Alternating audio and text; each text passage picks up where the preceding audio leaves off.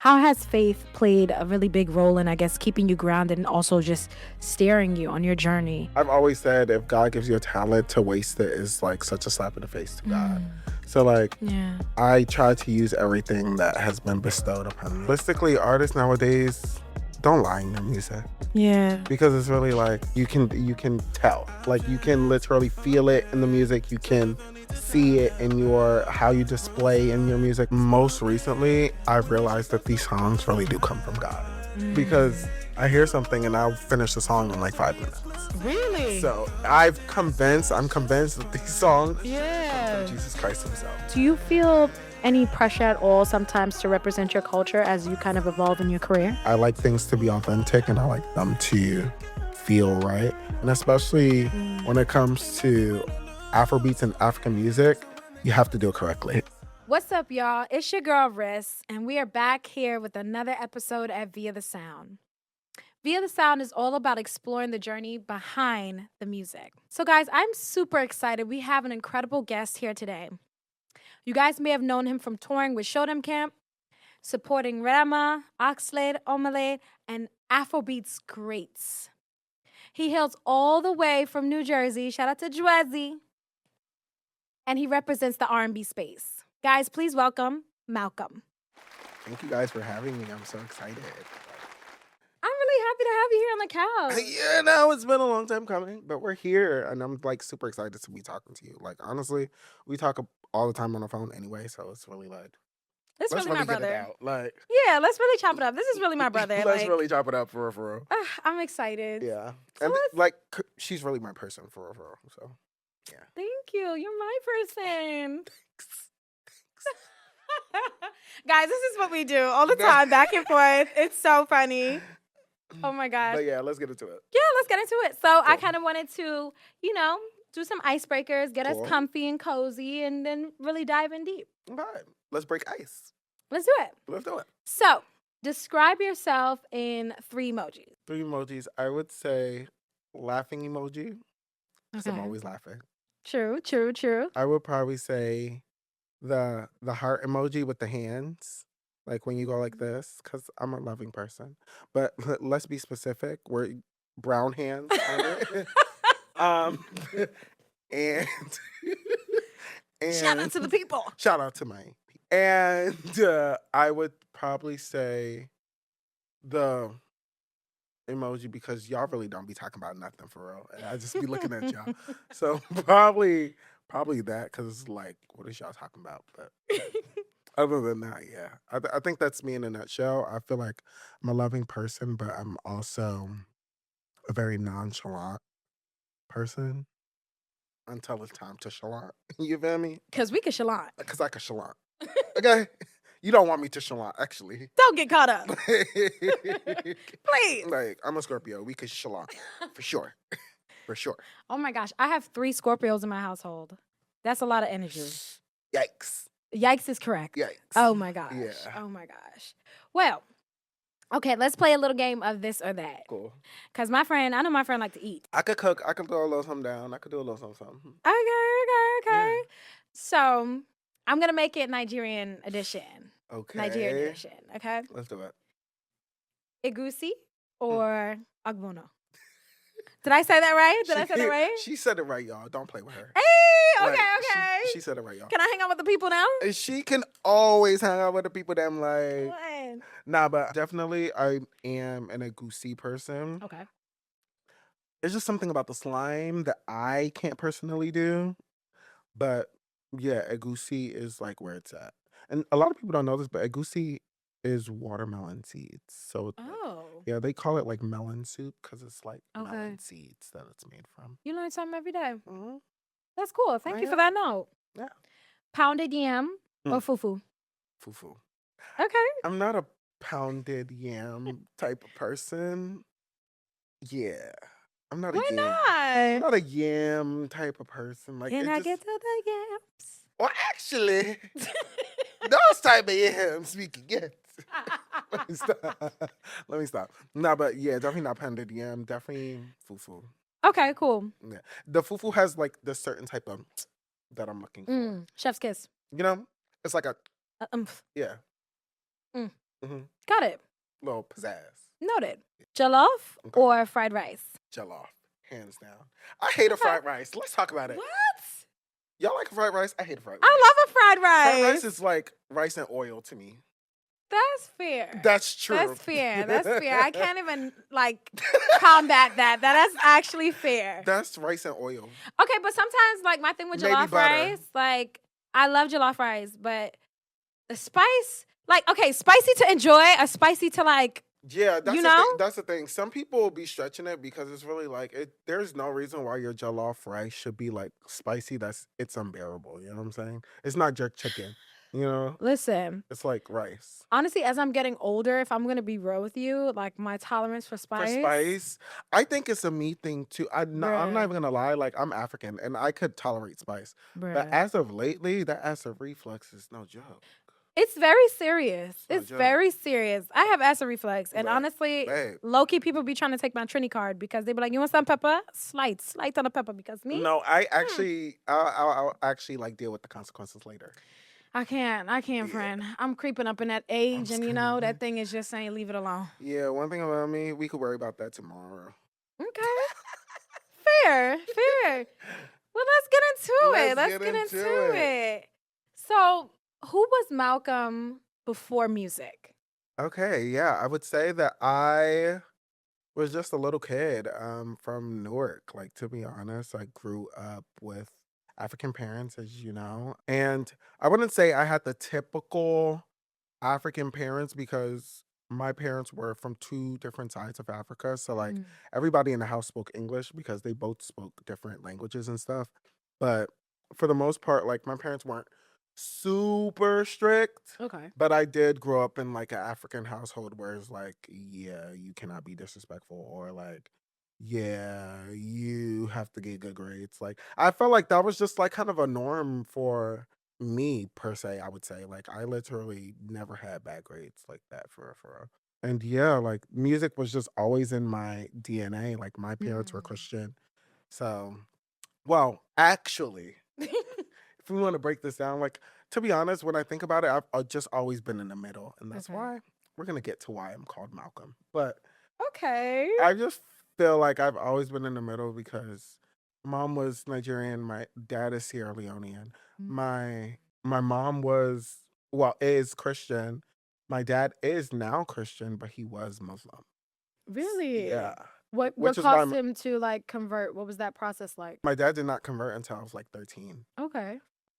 And he literally, to be honest, I think it was just like more so of like he was with my mom. She introduced him to church. One day he ended up going, and then he just kept on going. Wow.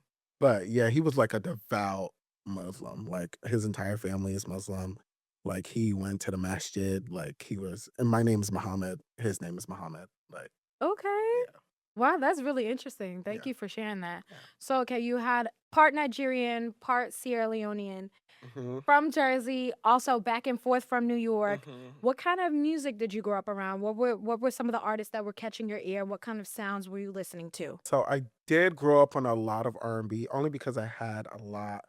I want to say a lot of sisters, but like in retrospect, I have in total 4 sisters. Oh, wow. Uh, Okay. So, but at the time, like it was just my two elder sisters, and they literally, like my elder sister, she would listen to Brandy, and then my older sister, she listens to Brandy. So like my elder sister lives in London and my older sister, like I grew up around her a lot. So like when she would listen to Brandy, I was like, okay, it's whatever. Like she's listening to it here. But then when I went to Germany, I went to go visit my sister in like London overseas Yeah. and like did a whole Europe tour when I was like 5 years old. But nonetheless, It still matters. it still matters. She was You was listening. alive and well. It I was still alive matters. and well, like it counted. Yeah. And she was listening to Brandy. I'm like, there is no way that like they listening to the same person and they don't live next to each other. Like Yeah. they live across the pond and they're listening to the same person. Like this Brandy girl must be it.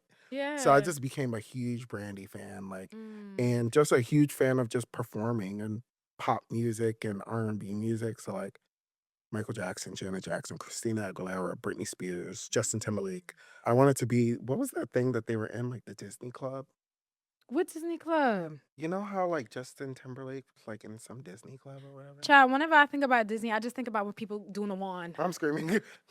And you're now watching Disney. I just think about that wand. I'm like, I wanted to be that kid. I wanted to be that kid so bad. Like, and you're watching Disney Channel. I would have thrived as a Disney kid. I just want to say that. I would have thrived. I wouldn't have turned out to be crazy and none of that growing up. I would have thrived, okay? Nah, honestly. I'm telling you. But yeah. Okay, that's really cool. So some of the people, it's safe to say, Janet Jackson, Sierra, Christina Aguilera, Michael Jackson, these people were influences to you. For sure. What exactly, from them, especially Brandy as well, too, what exactly were you studying? What captivated you about them? So with Brandy, it was more so that like, because music back then was so different. So like, it was. I feel like we would have one album and you would listen to that album for almost like a year. That one album. Yeah. You know what I'm saying? Yeah. So like literally I would study Brandy's album ever since like I had like, well, when I went to England and visited my sister and like got introduced to like Brandy, Yeah. I literally would study her album, and just studying how many vocals she put in one song was just like mind boggling. And I'm just like, it's all going together. It's all working, you know? I literally can see that from your music. I'm thinking about literally How You Make Me Feel, guys. One of his records, How You Make Me Feel. It's an incredible track. Thank Love you. it. Beautiful. If y'all don't know it, go check it I'll out. check that out. It's on all platforms. Okay. Plug in, my bro. Appreciate it. But I can literally hear how Brandy is such an influence to you because of how you layer your vocals on a track. It's so beautiful. Like, you take the time to really make sure that the chords are lining up together, but that they're also like, how should I say? Like, they're not just like playful, common chords. They're very intricate harmonies. Yeah. So I can really hear the fact of how our literal vocal Bible, we call her Brandy, is such a huge influence to you. For sure. And then what stuck out to me is Sierra. So I know from growing up, you actually had a passion for dance. Yes.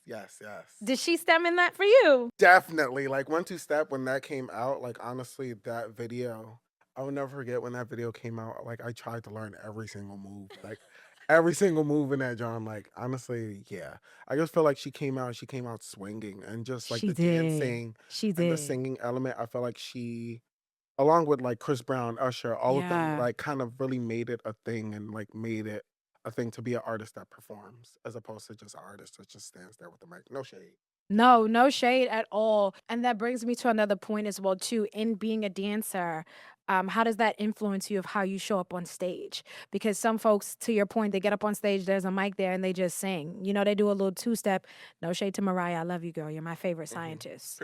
But you Oh know, my God, like, no, that's you're my me. favorite scientist. My No fave. shade. And she's a Scorpio. Okay. That's my girl. And she's beautiful. Love you down. Down. But you know, some folks, they might get on a stage and they might just sing and leave. Other folks, there's a little bit more that goes into it. So how has dance showed up in place on how you perform on stage? I would say, well, I started off as a background dancer, so I would say it plays a huge part. I really like to entertain, and I really like to bring that dance element to performing, just because like I've always said, if God gives you a talent, to waste it is like such a slap in the face to God. So like Yeah. I try to use everything that has been bestowed upon me to the best of its ability. And yeah, dancing is one thing that like, even when I was younger, as Africans, you know, Africans like will spray money like when you're dancing or like at parties and stuff. Yeah. And as a kid, my favorite thing to do was go to parties, because one thing about it, I'm coming home with like 200 plus. All Listen, $1. I needed to be at those parties. I didn't know that's what be going on. Yeah, we was balling as a kid. Like, Child, my and I could dance like as a so kid. you was getting money. I was getting bread. And Period. like it was so funny because sometimes they'll be mad, like, no, that's like supposed to be for the celebrant or whatever. Yeah. But it's just like, as a kid, I was so good at dancing that they was just like, no, leave him. Like he could take the money. Like he could take it. I was at the wrong events, y'all. Yeah, I'm thinking back to the Y'all times wasn't partying like for real, for real. Like- I wasn't partying for real. I'm thinking back at the times like we had the block parties and Yeah, I'm crumping. Okay, I I'm used to go to crumping. parties with my dad. But I used wasn't to be getting money. I used to be outside with my dad. What? Me and my dad used to be outside. He used to be at them parties lit. And me, I used to be out in them parties rich, I guess I would say. Child, I'm over here thinking I might need a redo. Like, I might need a redo. We might have to take it back some years. But you know what? Let's actually take it back some years. So there was a moment in your life, 8 years old, you were at a dealership, Mercedes-Benz dealership. Yeah. Not just anyone.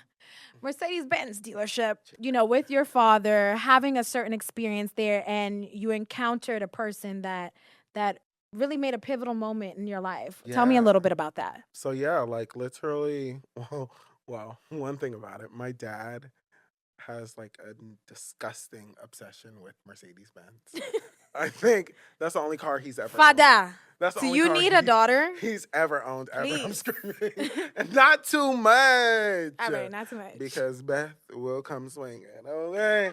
But No, I meant like an actual daughter. Beth, I love you. Please. I'm screaming. Please. Nah, but nonetheless, my dad always owned the Benz, and yeah, that particular time I'll never forget it. I happened to be in the car. I think I was like humming something. Like I just always used to, because like if you're from Jersey, Route 22 like has everything. So they have Best Buy, they have the Mercedes-Benz Okay. dealership, they have everything. So like we would stop at Best Buy. I would get like some CDs. That used to be my routine. I'll get some CDs. We'll play it in my dad's car. Okay. And then if we happen to be on 22 and he just happened to go to the thing, I'll just be like listening to, I used to have a CD player, so that used to be my thing. So I'm in the car, I'm sitting down, I'm jamming some song. I don't know what I'm listening to. And all of a sudden, I see some head literally pop in the window. I'm like, who is that? And then literally, I guess my dad was like, hey, and I guess was like talking to the guy. Yeah. And I'm just hearing the guy like, oh, blah, blah, I work for this record label. Oh, Better shoot. not disclose which label that was. But Okay. Tell us. No, I'm kidding. but yeah, he said he works for a record label, and he basically was like, yeah, he gave my dad a card. He was like, you guys should definitely call me. I'd like to bring him in for like a meeting. And this is at 8 years old? This is at 8 years old. And Whoa. my dad just being an African dad. What does that mean? I need you to break that down. Because realistically, African parents don't really care for like the whole music thing. Like, they really don't. Thankfully, my parents, I feel like they realized at an early age that he's not going to do anything else. So it's just like we either get aboard or get left. But my parents typically did not want me to be in music. And to be honest, at such an early age, they probably did not even was not even taking that serious. But I knew that they did want me to be a doctor or a lawyer or an engineer. And shout out to the doctors and lawyers and engineers. We need y'all, you. so shout out to Okay? y'all. We need y'all. We need y'all. You're real bad. necessary. Very, very necessary. Okay. I just can't be that. It wasn't for me. It wasn't for me. It wasn't in my ministry. The fact that you brought up your faith in it, that wasn't in my ministry.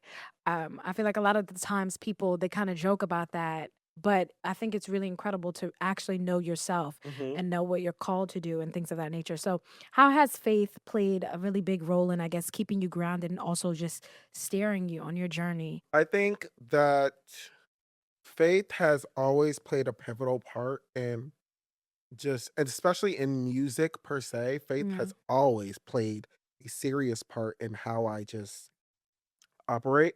And then I told you I like started in the choir, so like I had that experience. But it's just more so as I got older and life really, really started to hit. And I'm such a planner, so things didn't really go as planned. Okay. Then I'm like, okay, well. And it's really like, to be honest, I hate the cliche like sayings, but like it's really like when your back do be against the wall, it's really like, okay, I don't even know if I could call my parents. So who can I talk to? And it's like, yeah, I'm glad I had God. Cause if I didn't, Wow, I think that's so beautiful because yeah, sometimes I find that, especially in the creative space, it's so hard to have a support system. yeah. So I And love, not to say I can't talk to my parents. Let me throw that out there. I can talk to my parents, but you know how it's certain things that you don't want to talk to your yeah, parents yeah, yeah. Had to make that disclaimer because first of about. all, we don't want the parents coming for us. Okay.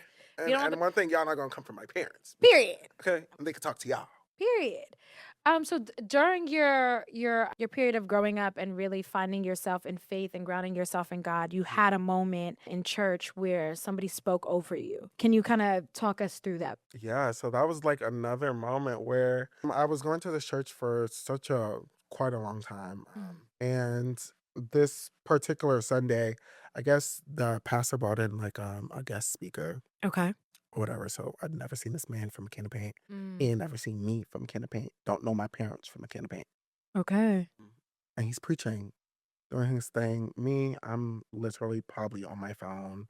Probably, I'm sitting with my friends. I'm not sitting next to my parents. My parents were on one side of the church. I was on Yeah. a whole nother side of the church. But I hear him preaching. I hear him talking, whatever. But I'm still just like talking to my friends because it was like a church crusade. So like Okay. it was packed, but nobody's pressing me for being on my phone or like talking to my friends or whatever because it's super packed. Okay. And he's having a grand old time just talking. And then he starts prophesying over adults. And I've never seen anybody like pick out a child. You know what I'm saying? Yeah. So like that was weird to me, but nonetheless, I was interested to see what he had to say. Mm. So he like literally says you, and he's like, you're gonna be in music. And he's like, where's your parents? And then he was like, well, this kid's parents stand up. And then my parents stood up from the other side of the church. And he Really? looks at them and was like, your son is gonna be in music. Wow. Yeah.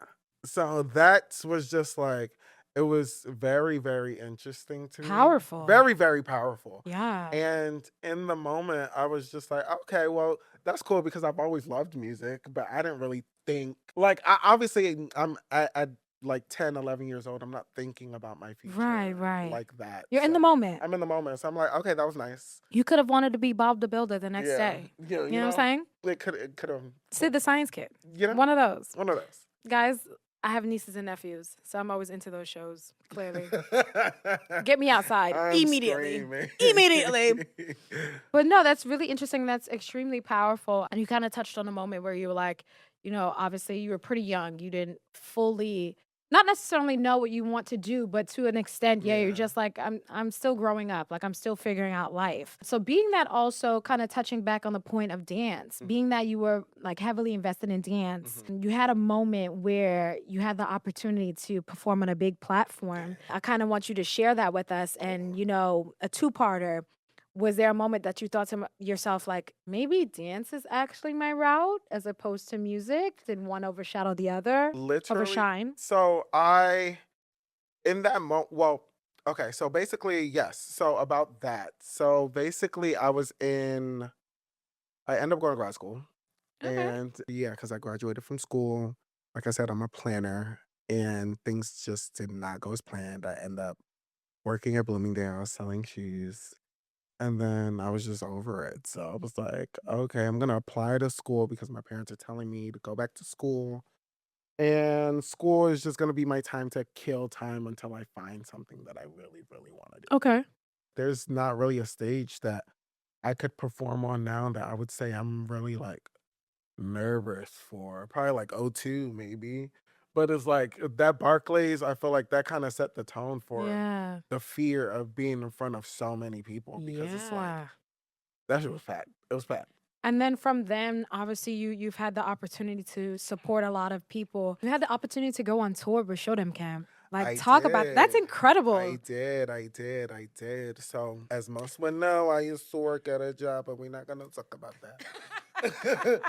But nonetheless, I'm crying, but we're not gonna talk we're about not going to talk that. about that one because we could be here all day. It's behind us. Very much beneath, not even behind. Nonetheless, um, yeah, I did go on tour.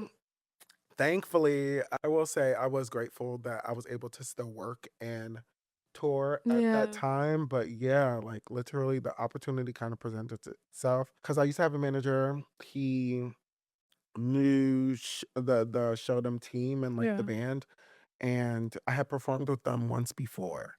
So they were going on tour and they were like, to be honest, we're kind of used to the way we perform with him. So it's like, why bring in somebody else when he Yeah. already You knows guys have us? already built that chemistry together. Yeah, which was so dope because like Showdown is such a like dope group and even just business wise, like One of them is Tim's manager. So Oh it's like, wow, that's yeah. incredible. So like literally just like understanding the business aspect of the way touring works, the way he's still an artist and still a manager. Yeah. It was inspiring because it's like I'm still a touring artist and I'm singing on the road, but Yeah. I'm still a business exec working. Yeah. So let's get into that. Let's get into that. I want to call this segment Double Life. Yeah. It's very much giving Hannah Very much Hannah Montana. Montana. Very much Hannah Like, you put Montana. the man, So fun. the Hey, first of all, I feel like they need to turn that into like an Afrobeat song. Like I kind of feel like that would actually be lit. that would kind of eat Or down. actually an Amapiano song. But You you know, gotta, it gotta be the right person picked to up, produce. you picked the man. He, I boo. Hey, I think it would hit completely. I'm screaming. But let's actually talk about that. I think it's so interesting that you have this dual life. Yeah. So you're an independent artist, but you're also a music exec. Yes. Want to shout out your company? It's Shout okay. out courtesy of, no, honestly, shout out courtesy of Records Period. because realistically, yeah, they just get it. They get it. Shout out courtesy of the best label out there. I love that. So, talk to me a little bit about the life of that, right? Do you show up as both personas in a room, an artist and an exec, sometimes working with those artists? Do you feel like that identity is intertwined as one? Now, I feel like it has intertwined as one. I feel like for the longest, I had to live such a double life. And as much as I tried to like merge those lines sometimes, some people wanted to like put me in those like boxes of Yeah. just where they think I should be. Right. And, you know what I'm saying? So like I am grateful that now I feel like I'm around artists who I have to kind of like not influence in a sense, but Yeah. because I've been an artist, I understand the perspective of being an artist, but also trying to market yourself from the marketing perspective and like working at the label. So yeah. How would you say you go about in terms of, especially being a marketing lead, helping artists work through strategy, but also truth? I feel like, in the industry, we're losing a lot of authenticity from artists. We're chasing the next trend, we're trying to become viral, and kind of losing the essence of who you are or why'd you even get into your career in general. So, how do you tackle helping artists and even yourself market your work, but stay true to themselves at the same time? I mean, it literally starts one with the music and like being true to the music. Like this one artist, Nolly, she literally said something that kind of just like I was like, realistically, artists nowadays don't lie in your music Yeah. because it's really like lying. You can tell, like you can literally feel it in the music. You can see it in your how you display in your music. Like so, it's just more so. It starts with the music and it starts with the vulnerability. I feel like the project that I've been Mm. working it Yeah. on for the longest really just talks about like the different things I've been through and like even me as an artist, I feel like a lot of people don't necessarily know me and my Yeah. personality, Yeah. but they know me to be like this person who does music. Or if you do know my personality, it means that we're super, super close. Yeah. But I feel like, yeah, definitely as a Scorpio, I've like hidden so many sides of myself. And in the music, if you listen to the music, Absolutely. the gems are in the music. They're The things I absolutely have never there. said are in the music. So you touched on two things that really incredible that I want to talk about. Two questions that have really formulated in me. First, I kind of like want to get in a bit to your creative process. What's that like for you? Are you typically a person that you have to, hear a track from a producer and you're like, wow, this bops, and then you write to it? Or does that poetic space come to you first and then you lead into building, whether it's the beat, the harmonies, all those things later? It just depends. As of recently, I've realized that most recently, I've realized that these songs really do come from God. Because Mm. sometimes I just don't be in the mood no matter what song you play, no matter what Mm. beat you play, there's nothing coming. But sometimes I hear something and I'll finish the song in like 5 minutes. Really? So I'm convinced that these songs come Yeah. from Jesus Christ himself. Listen, I wouldn't doubt it. Because it's really like there is no way that like I'm like all of the songs that I have put out, Yeah. those have been quick songs. Like I've knocked them out in Wow. like an hour. Like Wow. I'm literally thinking, I'm like, okay, Stalin, yeah, How You How Make You Me Make Me Feel Feel. was quick. And speaking of How You Make Me Feel, incredible track Thank again. you. You touched a little bit about it. You're not always showing your vulnerability to Yeah. people, but you show it in your music. Mhm. One, just being a man in the R&B space, which y'all are coming up now. We're Like, trying out here. first of all, we've been begging Shout y'all. out to all the males in R&B, to be honest, because they are trying. Yeah, Like, we've been on y'all case, first of all. for a while. We've been telling y'all we want y'all to start singing in the rain. Okay, we want y'all to come back singing in that rain, begging For and pleading. a while. And to be honest, I ain't even gonna hold you, like since last year or even like the year before, like there's been a lot that are emerging, and I'm a huge fan of a lot, to be honest. Like, Really? Who are some of the people? I would say I'm a huge fan of Lucky Day. Love him. Love Lucky Day. Love Lucky. Like his album's great. Algorithm, great. Fire. Who else? I love Tone Stith. I Mm. love Leon Thomas. He's so good. Yeah. He's so good, so talented. I love when artists, they're also musicians at the same time. Yeah. I love that, love that, love that. Yeah. But I wanted to circle back on just being a man in the R&B space and, trying to be vulnerable in your tracks. Like, how is that for you? You putting it all in that pen, which is like, we love it. And we're singing these songs.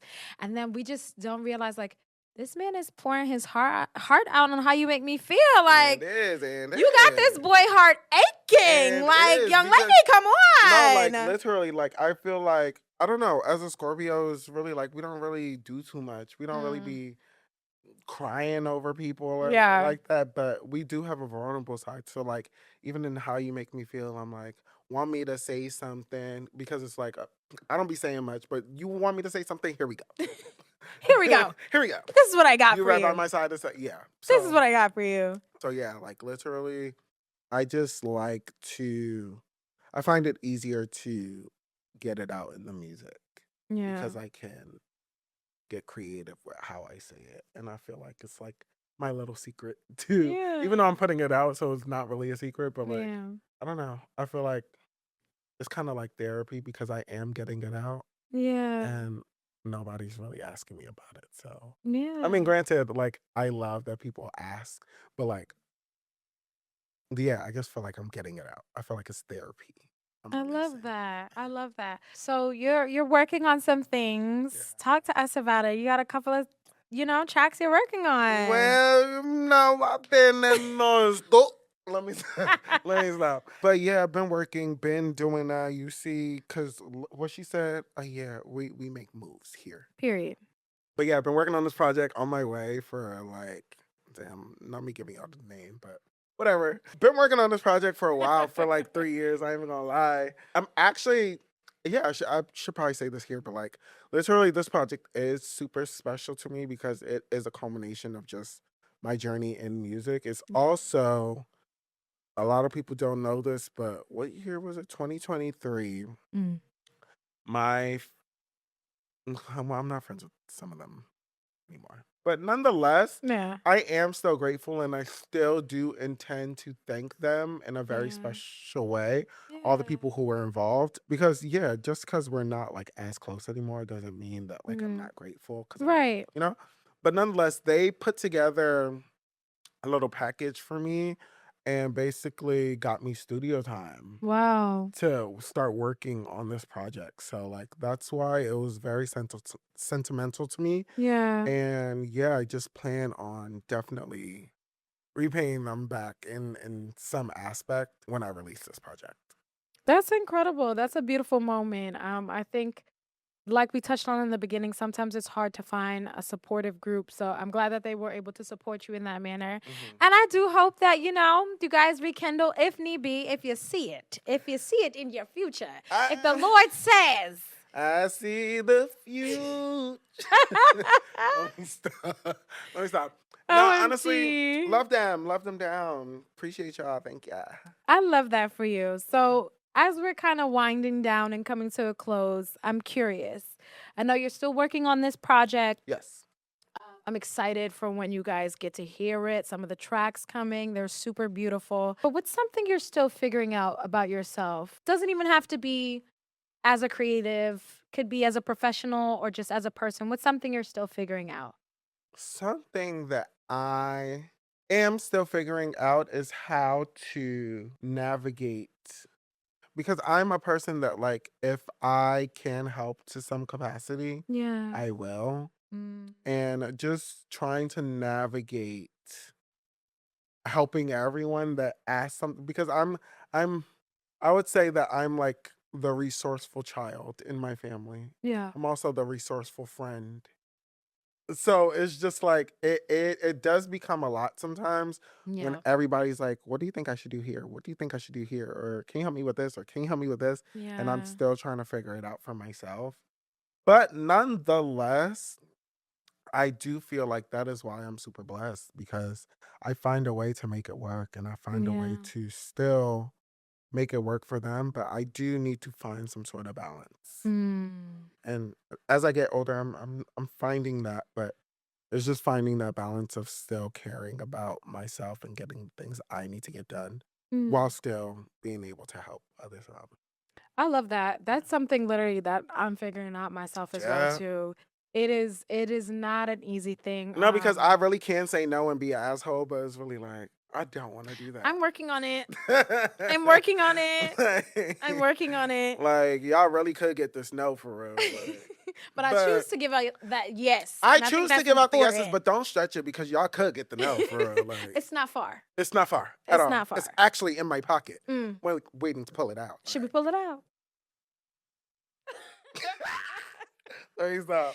And you're such a person that is so intuitive with your culture, and I love that. Thank I you. think a lot of the times artists can be so encapsulated with that stage name, with being that other person that they really do forget self, forget their Yeah. heritage, forget, where they come from, who helped shape them, all those different things. Do you feel any pressure at all sometimes to represent your culture as you kind of evolve in your career?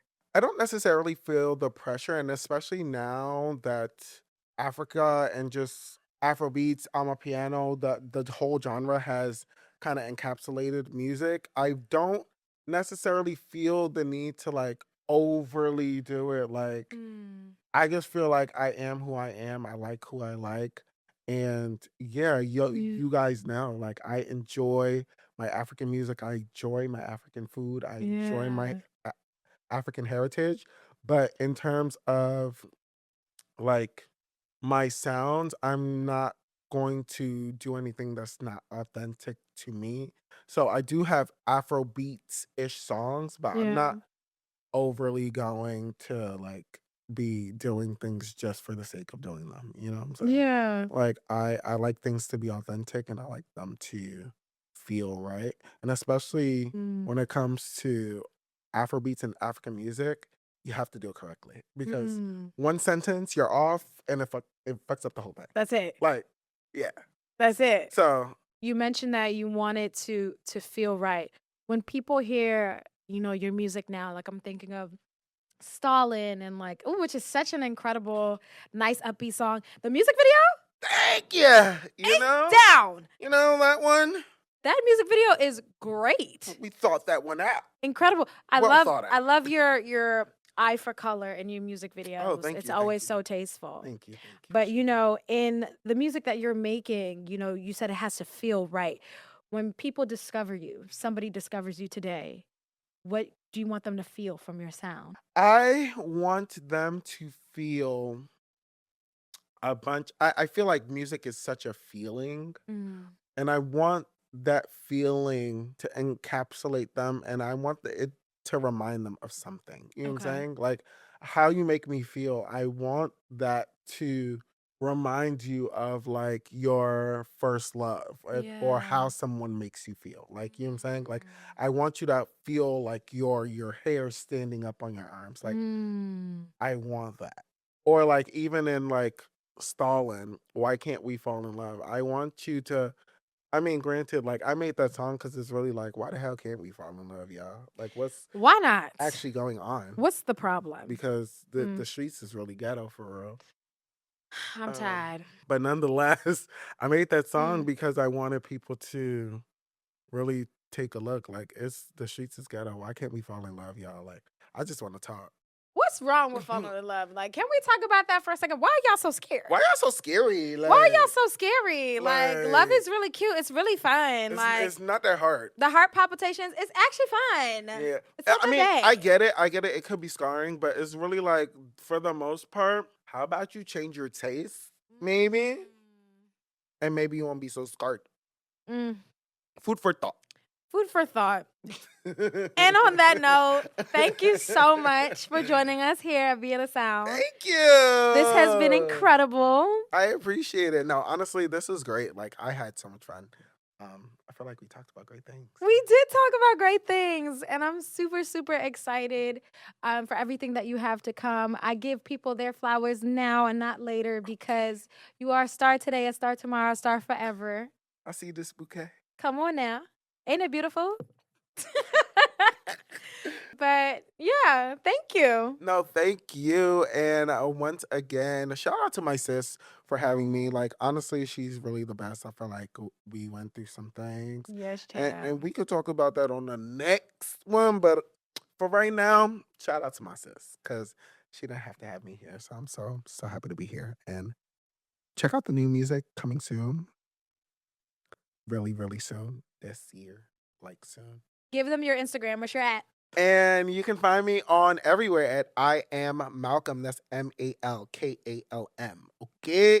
Period. Nice to And meet he's on y'all. all platforms. So go check out his music. All right. See you guys. Shout out to y'all.